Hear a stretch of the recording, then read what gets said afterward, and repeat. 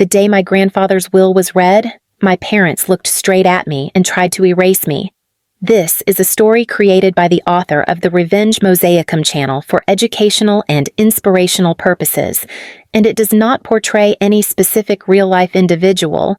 We sat around a polished conference table in Charleston, close enough that I could hear my mother's breathing change whenever she felt confident. My sister Paige wore a smile that had already practiced winning. My father leaned back, arms crossed, as if the outcome were a settled matter. The attorney began with Paige. $12.8 million, he announced, explaining the trust, the annual distributions, the careful structure meant to last a lifetime. My mother reached for Paige's hand, pride spilling across her face. Your grandfather always believed in you. Her voice offered warmly, loud enough for the room to absorb it. Paige nodded, already accepting congratulations like they belonged to her. Then the attorney turned toward me. My father's tone arrived first. Veronica made her choices. Your grandfather felt she didn't need help. His gaze slid over me, dismissive. You're capable. You can earn your own. My mother added a softer layer, the kind that sounded reasonable on the surface. He didn't want conflict. This was his way of keeping peace. No folder moved in my direction. No paper. No pause. What they handed me instead was a story. One where I had walked away. One where my grandfather had quietly agreed. I kept my hands folded, nails pressed into my palms. Years of learning when silence was safer held me steady. If you're listening to this and you've ever been spoken over like that, stay with me. Sometimes the truth doesn't arrive loudly. Sometimes it waits. The attorney closed the file. Then he didn't stand. There is an additional document. His voice cut in, calm but firm. A sealed codicil. My father's laugh broke too quickly. My mother shook her head, already protesting. The attorney's eyes found me. This document could only be opened if Veronica Hale was present. The room shifted.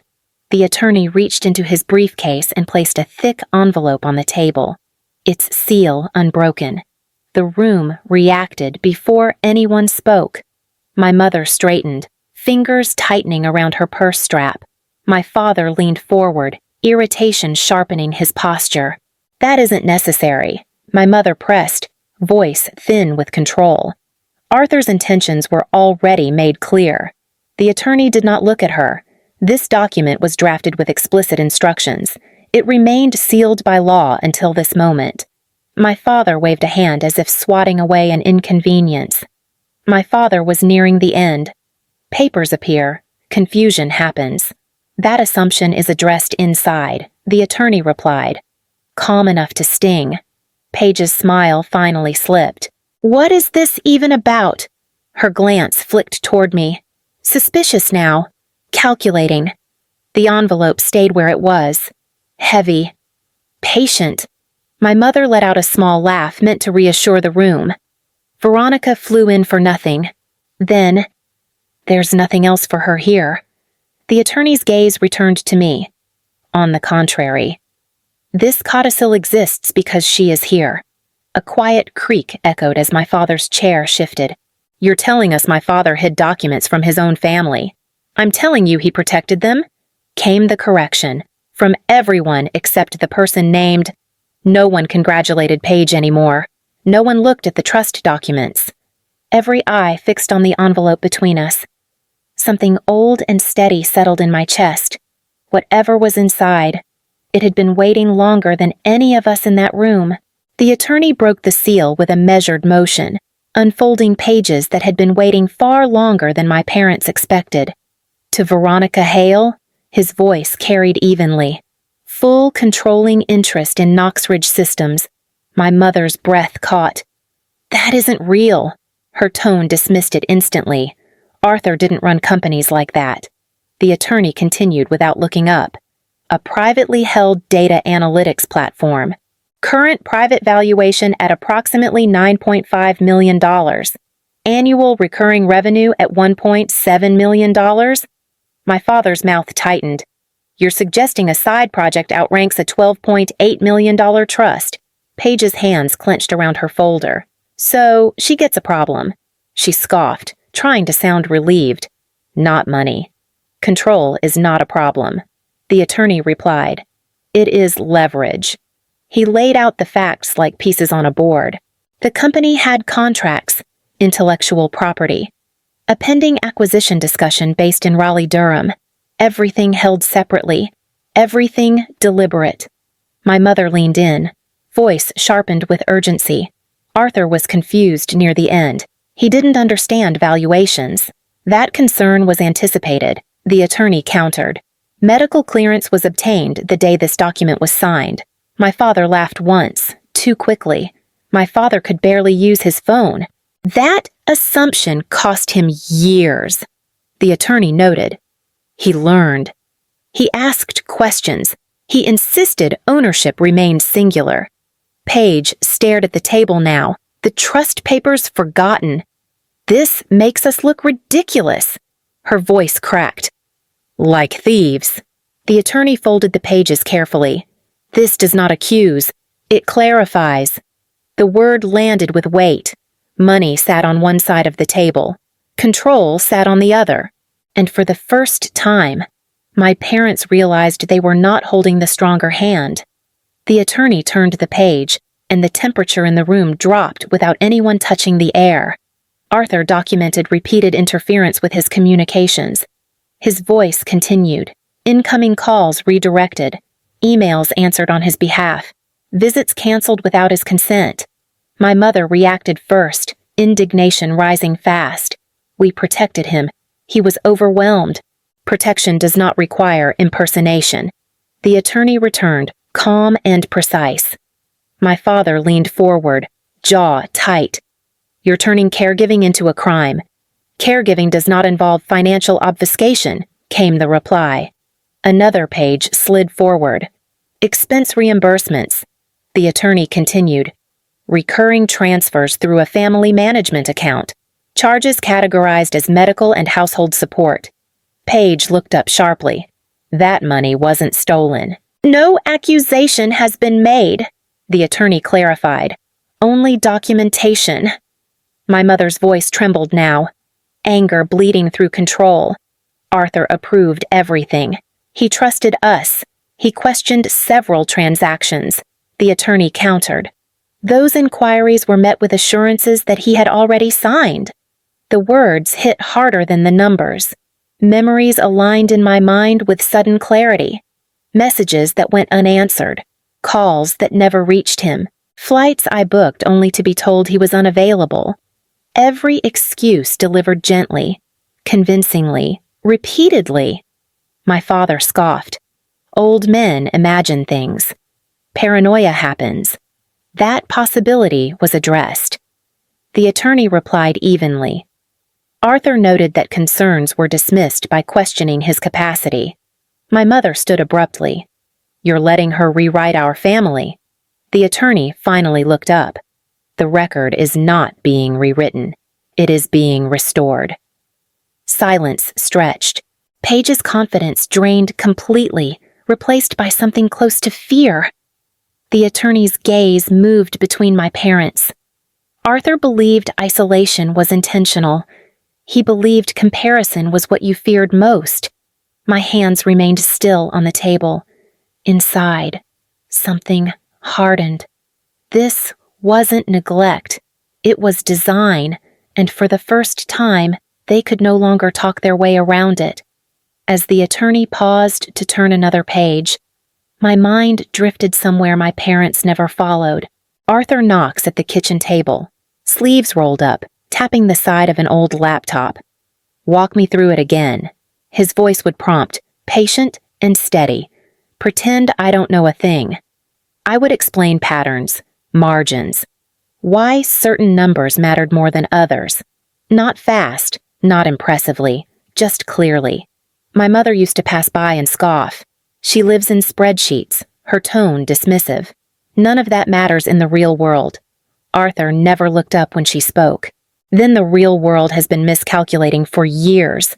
His voice would counter, dry and amused. Paige once laughed from the doorway, phone raised even back then. You're boring him to death. Arthur's gaze lifted, sharp without being cruel. No, she's teaching me. The attorney's voice pulled me back to the present. Arthur noted that Veronica assisted informally with inventory forecasting and cost modeling for multiple ventures. My father shifted. That was a hobby. He indulged her. Hobbies do not reduce operating losses by $200,000 over 3 years. The attorney responded. Arthur had never called what we did special. He called it useful at 17, standing on a small stage after a local analytics competition. I searched the crowd. My parents were absent, busy, distracted, apologetic by text. Arthur's clap cut through the polite noise, loud and unapologetic. You built something that works. His voice rang afterward. People pay attention to that. Back in the conference room, the attorney folded his hands. Arthur wrote that Veronica listened when others performed. My mother shook her head. Love makes people biased. Arthur's words echoed in my chest. Steady as ever. Trust is earned by competence. That was the difference. He hadn't protected me. He had prepared me. The attorney reached into his briefcase again, this time producing a slim flash drive. The motion drew an immediate reaction. That won't be necessary. My mother cut in, voice sharp now. We're not sitting through some edited performance. This recording was requested by Arthur himself. The attorney responded evenly. It was filmed the same day the codicil was signed. Time-stamped, notarized, cleared by his physician. My father's fingers drummed once on the table, then stopped. He was under stress. That statement is addressed, the attorney replied, already turning the screen toward us. Arthur appeared, thinner than I remembered. Posture straight, eyes clear. The room shrank around his presence. My name is Arthur Knox. His voice filled the silence. I am here because my son and his wife believe confusion makes me manageable. My mother rose halfway from her chair. Turn that off, Arthur continued, unbothered. I have seen my calls redirected. I have had emails answered for me. When I asked about money leaving my accounts, I was told I had already approved it. Paige's breath hitched.